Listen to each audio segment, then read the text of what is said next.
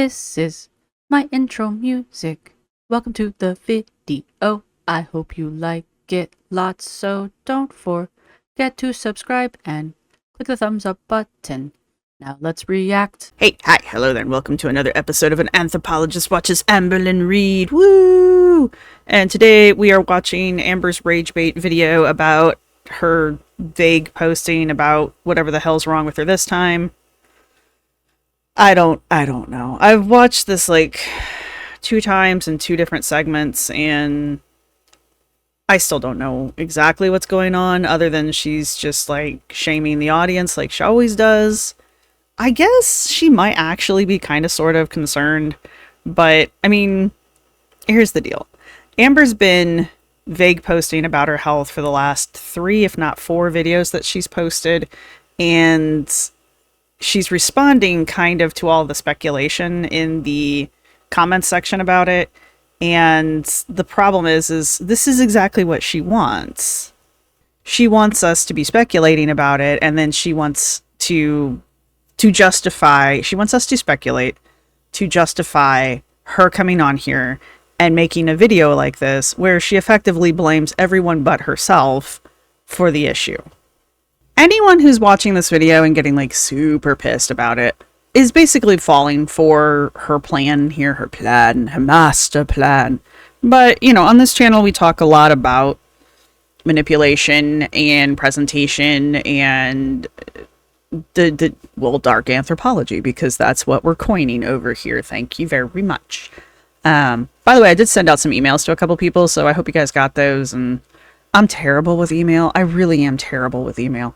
So we talk about aspects of dark anthropology over here. That's what we do. So we're going to talk about this video in particular being incredibly manipulative with Amber, by Amber, to the audience. I don't know if we know anymore what's going on here, because I'm pretty sure she doesn't know what's going on. And I feel like by the end of this, all we've done is gotten a 10-minute lecture from Amber about how to not be mean to fat people because she's fat. And I know she says that she's like not part of FA and Hayes, and she's not. Like, I will give her that much, but kind of she's really using FA and Hayes rhetoric in this video. And I guess I should put that warning ahead of time. I know there's a couple of you that do not agree with my stance on medical discrimination and obesity, so you might not want to watch this video. It's just kind of where I want to go with that one. Alright, I do have her sped up to time and a quarter. This video is 2 days old as of this recording. Today is May 23rd. Thank you to everybody who's been supporting the channel. Thank you to my members. Thank you to my subscribers. You guys rock. Thank you to everybody who's going to hit the thumbs up button. And yeah, let's get into this. As we hit various principles, I'll go over them, because I have a feeling we'll hit a few. But I'm not going to sit here and list everything out, I guess is where I was going with that. If you want to play bingo with this one, might be a good one to do. There's a link to the, I think it's still called the Tiny Blue Dasher, because that's what it was when I started this account. But there should be a link to the bingo card down in the description, so play along at home if you would like. We know I am notoriously bad at keeping track of my own cards, so... Hey guys, welcome to a new vlog. Hi. So today I have an appointment to get a CT scan. So I want to explain kind of what's been happening, but I feel like I need to do just a real quick backstory of when I was diagnosed with uterine cancer. So I think I'm going to speed her up to time and a half, just because, at least through this part, because I don't... You know what? No, we're going to suck it up. I don't really want to sit here and have her rehash her uterine cancer story, just because I really don't want to hear it again. And it's just this classic example of how Amber just ignores her health issues until they become unignorable, and then goes to the doctor and expects them to be miraculously erased. Like, she goes to the doctor expecting a magic shot or a magic pill, or for them to just wave their hand and be like, "You are healed," as opposed to going and getting regular checkups and regular stuff like that. it's just, this is her uterine cancer story is just like that perfect example of her just ignoring health issues until they become too big to ignore. And she continues to do it to this day, and eventually that's gonna catch up with her. Like, this uterine cancer could have been pretty bad. So I ask a lot, like, what was my biggest symptom of that? It was the fact that I bled for over 2 years. I know she's telling this story because she wants to remind us all that she had cancer, and she's trying to drum up the sympathy. She's trying to regain that sympathy that she had back when she had gotten the cancer initially and had begun treatment.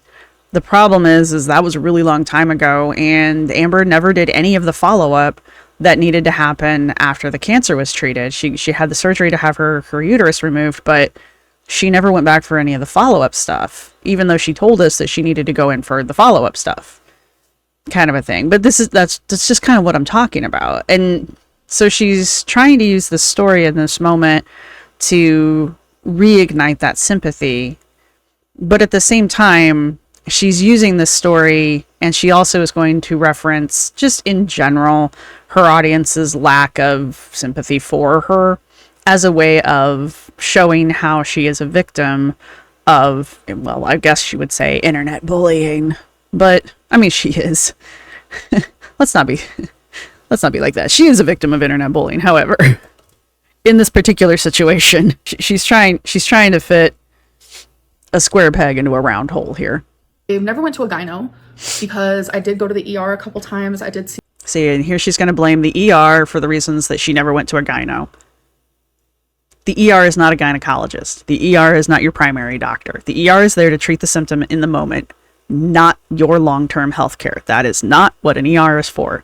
She didn't go to a gynecologist because Amber doesn't like to go to doctors. It's as simple as that. She may have even avoided going to the gyno knowing there was a major issue, there was something majorly wrong with her, and she just didn't want to hear it. She was probably doing one of those, if I just plug my ears and ignore it long enough, it'll fix itself. Well, sometimes things don't work like that. See an actual doctor a couple times, and every single time I'd go, they would say, yeah, this isn't normal, but people your size have really weird and irregular periods. And I was diagnosed.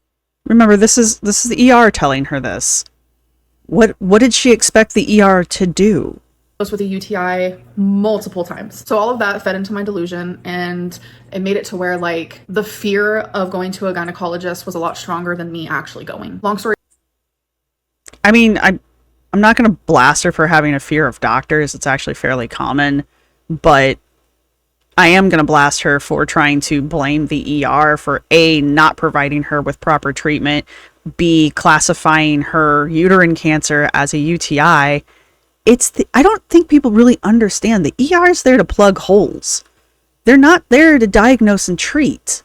Like, it's called the emergency room for a reason. I'm not saying that they're not capable doctors. Like, they get to take care of all the stuff that people are literally dying from in the moment. And then you go to your regular doctor for long-term treatment. Where is that disconnect occurring? Anyway, she's trying to blame the ER for not getting a proper diagnosis and also feeding into her delusion of her fear of the OBGYN. 2 years she did this. 2 years. And this is with people that she was living with telling her to go see her doctor because it wasn't normal. Very short, I did have uterine cancer. I ended up getting a full hysterectomy, so I no longer have a menstrual cycle, so I don't bleed from down yonder. So if I ever notice blood from down yonder, something is wrong. So it was a little over 2 weeks ago, I went pee and I noticed there was blood in my pee. This is very hard for me to talk about. I have cried a lot about this whole thing because and that would have scared the living bejeebus out of me, and the next thing I would have done is called the doctor. Immediately. Be like, there's a problem. Shit's coming out where it shouldn't be coming out of. I'm just saying. Anyway. I am scared.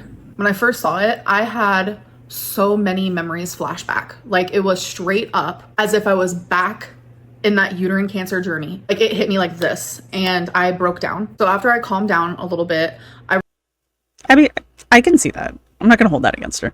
I mean, I can totally see that. Especially Amber, because Amber doesn't really know a whole lot about, human anatomy.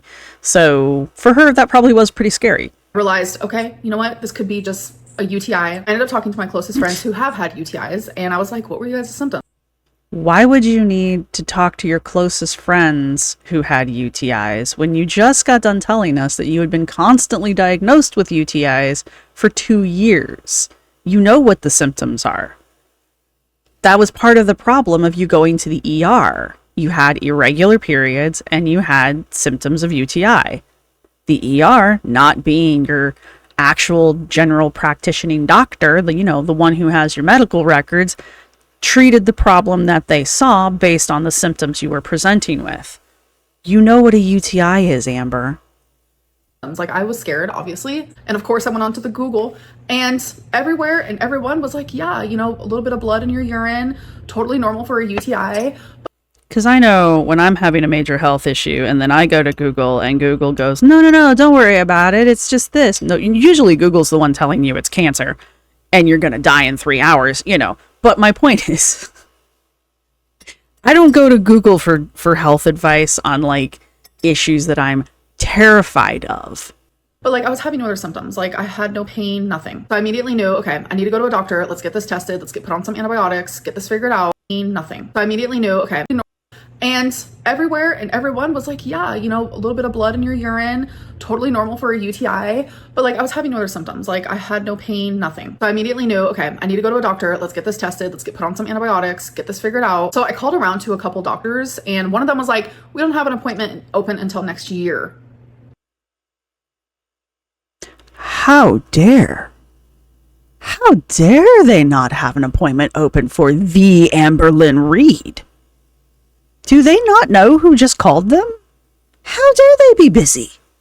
That's ridiculous. This is what I'm talking about. Amber just expects to be able to walk into a doctor's office and be magically cured of whatever the hell's wrong with her. And when that doesn't happen, she gets mad because she just doesn't. You would think as many times as she's been in the medical system, she would have some inkling of how it functions.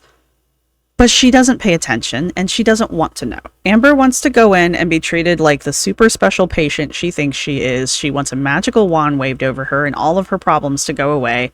And that's what she wants. She doesn't want to hear no. She doesn't want to hear you're going to have to work on this. She doesn't want to have to take medication because God knows she sucks at that, which is why I think this Ozempic journey is going to be short and sweet. This face says it all. How dare. I was like, did I hear you wrong? Oh, didn't hear that wrong. Literally next year. With new patients, it's very different, which I don't understand the concept. There's only certain spots open for new patients versus. Why is that a hard concept? You have a doctor. He has so many hours.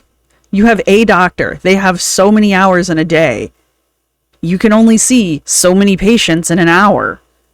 What does she think? Does she really, truly, honestly believe that a doctor's office is just like a factory and people just sit on a conveyor belt and go past the doctor and he just stamps them with his little stamp and cured, incurable, need medication? It's just,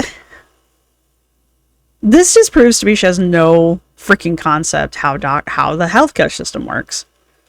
And she's been in it for so long. You would think she would have some idea. Yes, Amber. Taking in a new patient requires the doctor to have enough time to see you. If the doctor already has enough patients that they don't have spare time, they're not going to take on another patient because that would mean that they'd have to compromise the level of care that they're giving to their other patients. It's almost as if time is finite. Versus doctors who have seen the same patient over and over. I don't understand it. I'm not meant to. Long story short, every doctor that it's not a hard concept. You just choose not to understand it because you didn't get the answer you wanted. I called. They were like, yeah, you can be seen in a couple months from now. There was none that was urgent. And this felt urgent to me. I am a woman that has blood in her pee after having uterine cancer and a full hysterectomy 4 years ago. So, there are urgent care places to go to. Also, you're not exactly, unfamiliar with the ER. If it really was that urgent. The problem is you've never gotten a general practitioner You never got a GP when you moved to Oklahoma. You don't have a regular doctor to go to. If you had done that when you moved there, you could have made an appointment with that doctor because they would have your medical history and they would know that this is abnormal. None of these people know you. And you trying to make this sound like it's this immediate of an issue. Why didn't you get a doctor right away? You know you have health issues. You know you have health problems. Why are you waiting and then blaming the doctors for not having time to see you? That's really not their problem. I know this sounds really cold and harsh, but that's how this is. If you call it, that's why you'll see doctors or dentists or doctors and dentists. I think the eye doctors do this too. They'll have signs up that says now accepting new patients. It means they have time and space for more patients. Otherwise, you should assume that they're probably booked. You know this, Amber. Like, that felt urgent to me. So since I wasn't able to make a doctor's appointment, I did go to immediate care. They took my urine sample and I had no bacteria in it. I have no UTI. It shows no signs of anything. So I explained to them, I did move to Oklahoma in October. I have not gotten a doctor yet. I did not make Sorry for the fidgeting. that a priority for myself, and I should have. I understand. It's these mea culpa moments. She says the right words. I know I should have gotten a doctor when I moved to Oklahoma. Then why didn't you? You're not exactly healthy. You know, she wants sympathy, but yet also wants to make it seem like she's taking responsibility for this issue. And I don't know. It's so disingenuous. And it's so like, yeah, Amber, you should have done that thing. What do you want me to say to you? You have literally had your audience telling you to get a doctor since you moved. There have been people in the comments section on nearly every video she's posted, especially the early videos when she just moved, asking if she had gotten a doctor yet. And now we're what? When did she move? October? December, January, February, March, April. We are 7 months out from her moving there, and she's just now getting a doctor. The reason why this is such a big deal, because I know there's going to be some people who are like, I don't have a GP. Do you have chronic health issues? Are you a recovering cancer patient who has not had their follow-ups to their cancer treatment? Are you a near 600-pound morbidly obese woman who's trying to take GLP-1 drugs from, no offense, a random doctor? It's just very weird. If you are a high-risk patient, Amber, you should have a doctor. You should know that, and B, you should have a doctor as soon as you move, assuming you can afford one. Obviously, that caveat. But Amber has the money. Amber pays out of pocket for all of her medical care. Amber has the money. That. So immediate care gave me a card for a doctor that probably would be willing to see me soon. So I was like, okay. So I ended up going home, calling, make an appointment, and I did see that doctor. I took another urine test, and again, it came back with no bacteria, nothing wrong, like no UTI. And that's when lots of cups of pee in this story. The topic of cancer came up. And the only way for them to see if it is cancer is if I get a CT scan, which is what I'm going to do today. Obviously, that thing you should have done after you got your uterus taken out. And the reason why she didn't get it done when she should have had it done originally was because she was saying she was too big for the medical equipment. Now, she was living in Tennessee, or she was living in Kentucky, and Kentucky has one of the higher obesity rates in the country. Within a country whose obesity rate is it's like 43, almost 50% of the population here is obese. My point is, I doubt her story about her not being able to fit into the CT scan. So now that she's moved to Oklahoma, now she's going to get the CT scan, but literally only, because there was blood in her urine. And was there blood in her urine once, or has there been blood in her urine every single time? Like, she hasn't said as much. Am I to assume that? She keeps saying there's no bacteria, there's no nothing in her urine. So was it just this one time? Like, this is what I'm talking about. We don't know what's going on. To be fair, I don't think Amber knows what's going on, so that could be part of it. But at the same time, it's just like, she's trying to be vague, but she's also trying to, like, give just enough information so that she can turn on the audience in a minute. There's also a chance that it's literally just kidney stones. I have had kidney stones in the past, but normally when I've had kidney stones, I did have pain. So the CT scan is actually going to be looking. In her defense, I've been told kidney stones are like hell, so I would imagine you'd know, but I could be wrong. I've never had kidney stones as far as I know. I don't know. Can you painlessly pass a kidney stone? I have no idea. At my pelvis and my abdomen. So the doctor did tell me, I am going to put you on some antibiotics because you could have an infection that our urine test just is not picking up. So that is the reason why I'm on antibiotics. I'm terrified, to say the least. I have broke down a lot because of this, and I actively feel myself disassociating. Right now I just feel numb. I feel completely numb, and I know that if I wasn't in this like numb space, then I would be bawling my eyes out right now. But I think I feel safer in this weird disassociative area, because when I'm like breaking down about, it's almost like disassociation is a survival tactic to help you deal with stress. I'm not trying to... I am being a dick. I'm sorry. You guys, Amber learned how to dissociate.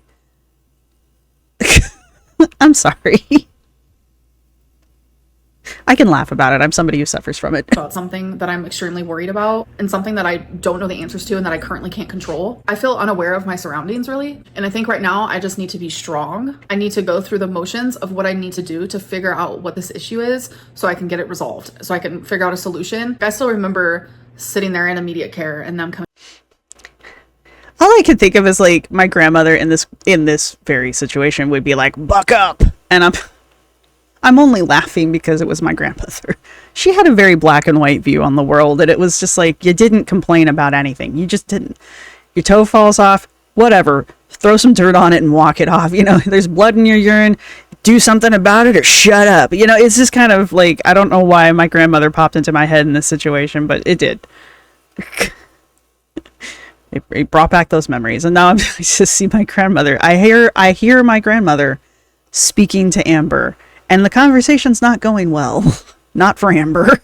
Coming back and telling me it was not a UTI, because I really believed that it was. And when they told me that it wasn't, again, it was just like flashback after flashback after flashback of everything I went through before I was finally diagnosed with uterine cancer. I just kept going.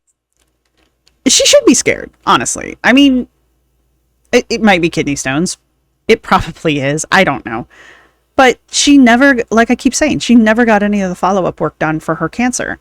So even though they did the surgery to have it removed, that doesn't necessarily mean they got all of the cancerous cells, and that shit can spread. I mean, you can get cancer in one piece of you and it'll spread to the rest of you. Cancer doesn't just like hang out, you know? And that was one of the reasons why they wanted to do the follow-up scans and the follow-up testing, is because they wanted to make sure that they had gotten all of it out.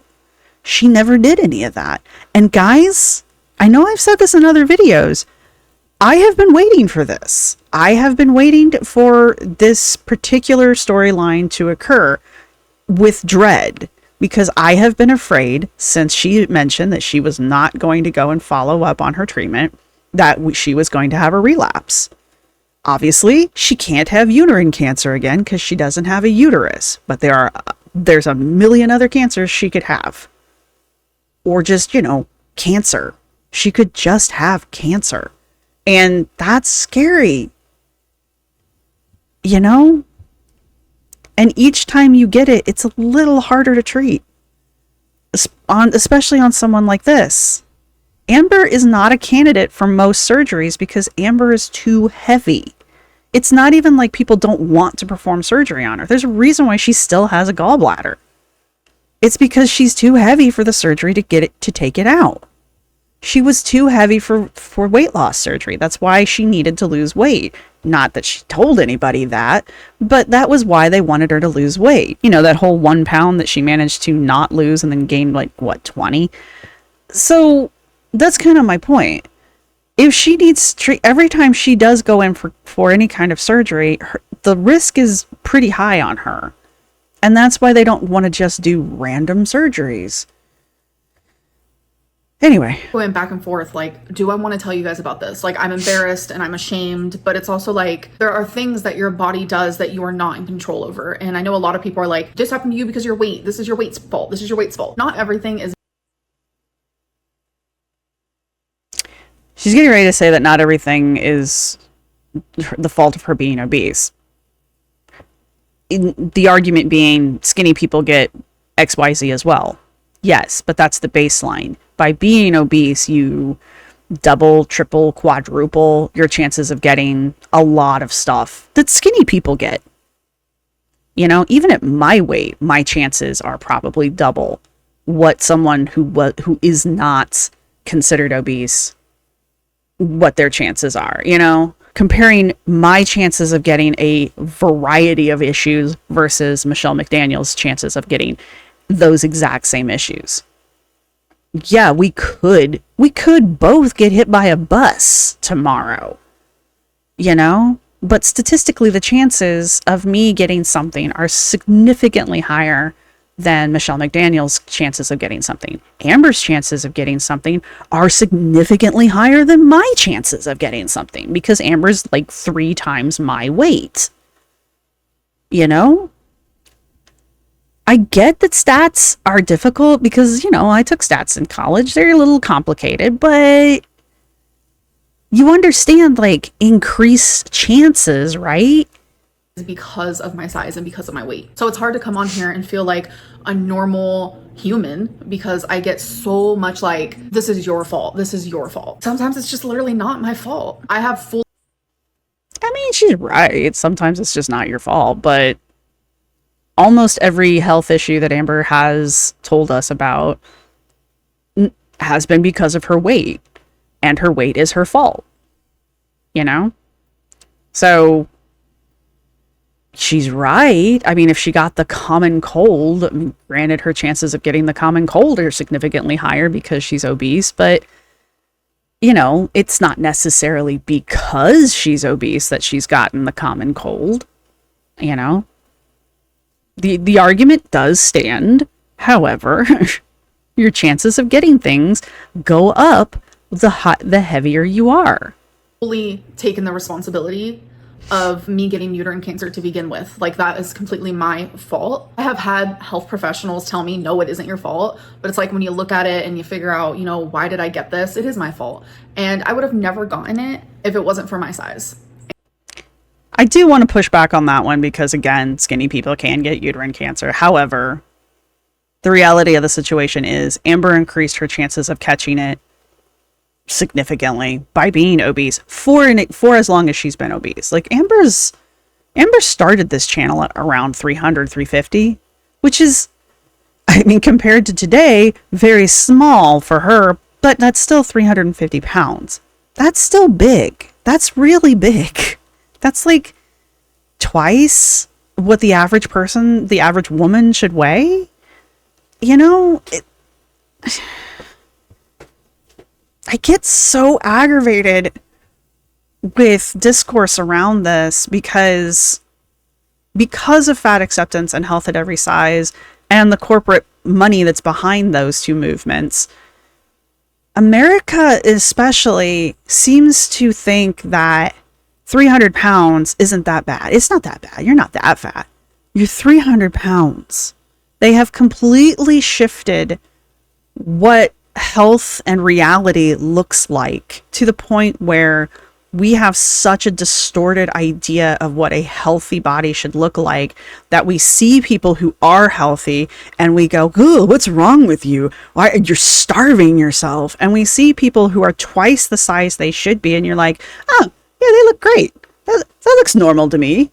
It's not. Okay? It's not normal. And that's something that I hold on to all the time. The guilt that I feel about that is powerful. But I can't blame everything on my size because not everything is my size's fault. Looking at bigger people and dismissing them constantly for whatever reason, it's because of their weight. It isn't fair, and it is in a way dehumanizing. But I'm not ignorant.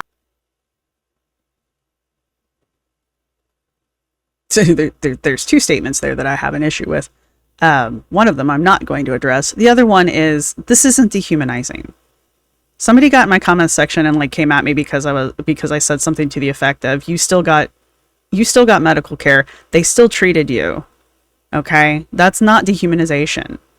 That's the furthest thing from dehumanization. Dehumanization is you went in to give birth and they sterilized you on the table without asking you because you were the wrong race.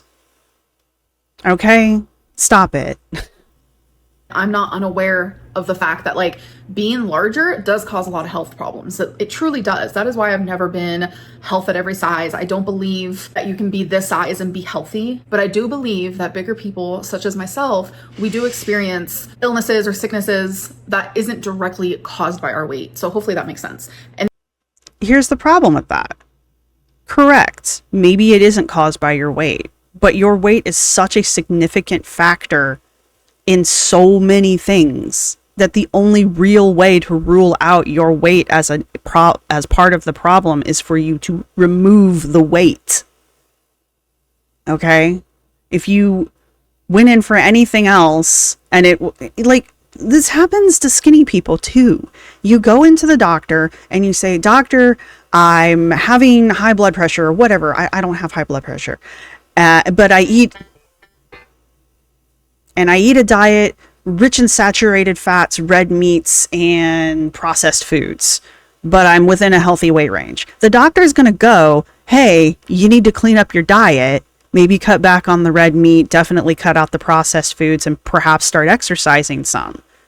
And then if that doesn't clear up the issue, we'll look into other causes.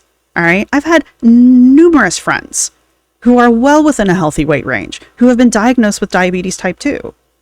And the first thing that they were asked to do is lose a little bit of weight because they were what you call skinny fat. They didn't have enough muscle on them, and to clean up their diet. It's not just fat people. Like, these are the way that you get treatment is a process of elimination. You go in and say, "This is wrong with me." And the doctor should ask you a bunch of questions, and then you start eliminating things until you figure out what the problem is. Unless it's something like you test positive for COVID. But we don't have tests like that for everything because there's no way to test for everything like that. I don't get this shit. I really don't. And that was like a big reason why like I didn't want to come on here and talk about this, because so many people dismiss me and the things that I go through just automatically, like whether it's health stuff, mental health stuff, just like day-to-day life stuff. I'm just like constantly dismissed and judged because of my size. Like, I don't think dismissed is the word she's looking for, but she is judged.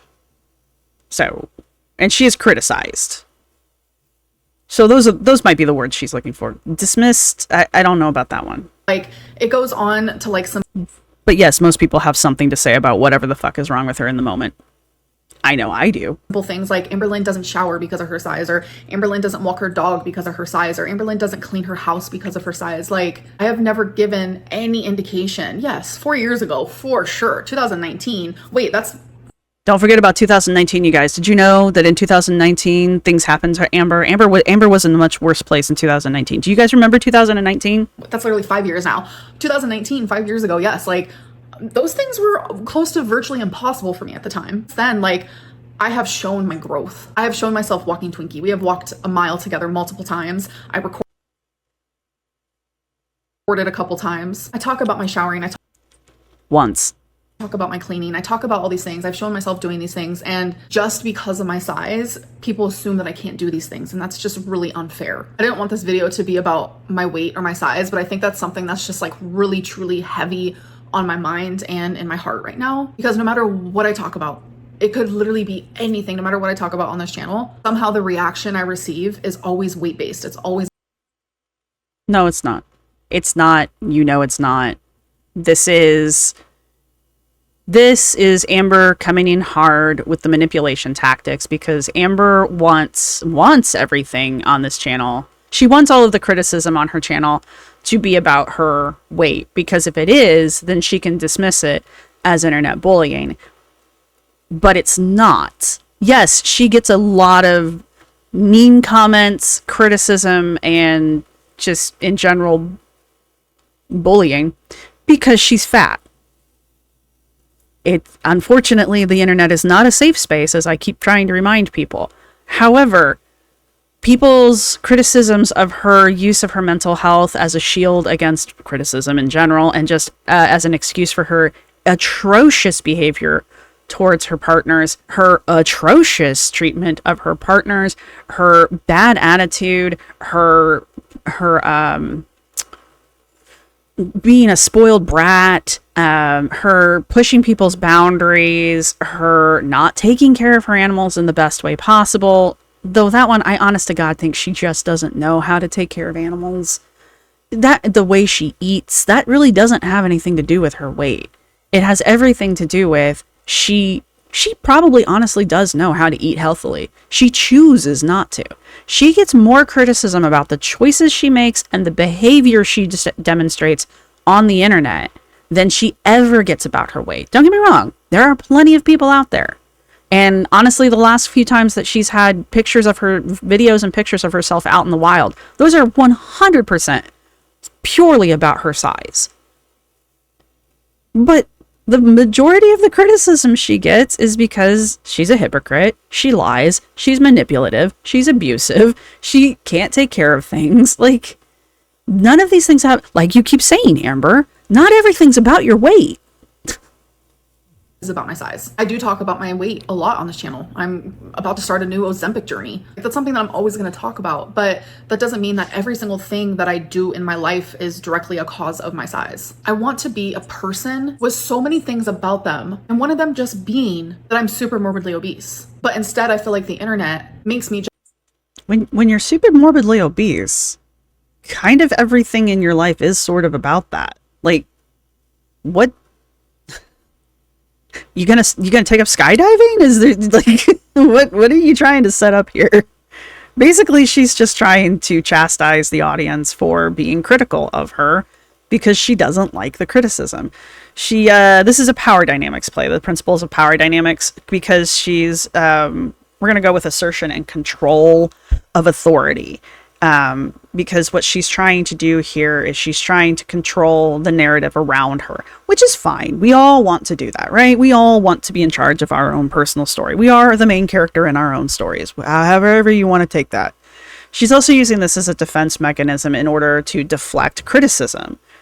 So at the same time that she's trying to gain control of the narrative about her on the internet, which she really doesn't have a lot of control over. She lost control of that a long time ago and just never regained control of it. And it's even harder now because the interneting.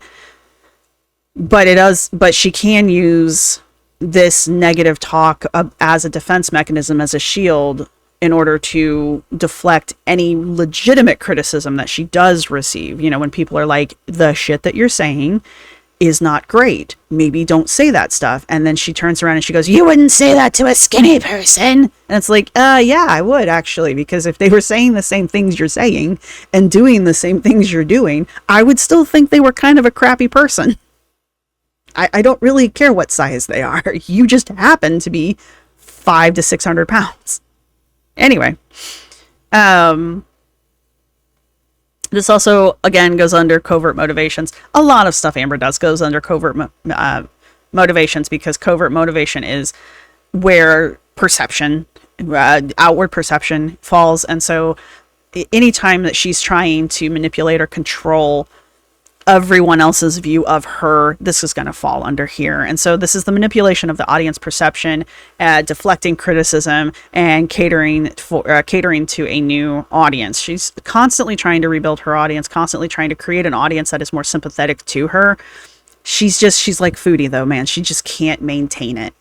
And she eventually cracks, something happens, and the new people go, oh, that's what everyone's been talking about. And that's when the worm turns. So those kind of situations. Let's see. Yeah, we only got about a minute of this left. Come on, we can do it. I believe in me. just a super morbidly obese person with nothing else about her. I'm only ever seen for my size. I don't think I've more than demonstrated that's not true. And the internet more than demonstrates that's not true. Amber just chooses to believe that, or chooses to push that narrative for the reasons I went over earlier. anybody should ever be just seen because of how they look. I will forever be more than someone who is 500 pounds. Things happen to me not because of my size, but because I'm simply human. And we all are. And we need to learn how to respect each other and stop invalidating and dismissing what people are going through. My God. Invalidating. That's a good word for it. She does get a lot of invalidation over her weight. I feel like I could ramble on forever. I don't know where this video, completely took a turn. I don't know where it went. Long story short, I'm about to go to a CT scan. I'm about to start a vlog for you guys. I knew this was going to be long-winded, so I wanted it to be its own separate thing. And I just want to end this video with, I get it, I'm fat. I know. And it has caused me a lot of issues in my life. But instead of assuming that whatever I'm going through is because of my size, let's figure out what the issue is first, and then we can figure that out. I'm sorry for that little mini. I mean, not to be too big of a dick, but unless you can eliminate your size, how are you going to figure out what's wrong with you? You know? I don't know. I think one of my cats is trying to get into the room by digging at the door, and I need to get set up for the 4 o'clock live. So that tells you what time we're working on here now. Not only did you get a date, you got time. I'm going to cut her off here because I literally don't care. And so if you've made it this far in the video, go ahead and put a... What emoji should we use? Put a lipstick down in the comments section because I'm wearing a new lipstick. I didn't talk about it at all, and I'm not going to, but trust me, put a lipstick down in the comment section as your emoji because that is incredibly random. You can let me know what you guys think. I'm pretty sure I know what people think. I don't know. Let me know what you guys think down in the comment section down below. Let me know if you have any questions. I know I was very brief going over the principles this video, but I put myself on a bit of a time crunch, unfortunately. And I was going to say something. I don't remember. Thank you to everybody who's been supporting this channel. Thank you to my members. Thank you to my subscribers. You guys rock. Thank you to everybody who's going to hit the thumbs up button. And if you're this far into the video, you might as well subscribe because I do this pretty frequently, actually. That's all I've got. I will see everybody in the next one. Bye. This is my outro music. You can't copyright strike me because it's just me singing. This is my outro music. Thank you for watching. See you next time.